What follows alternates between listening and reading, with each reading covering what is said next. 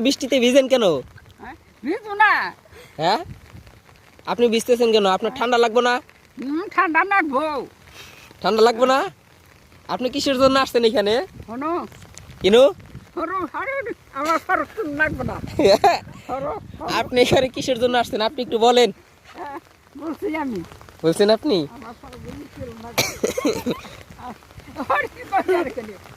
কিসের জন্য আসছেন আপনি? কিছু বলেন।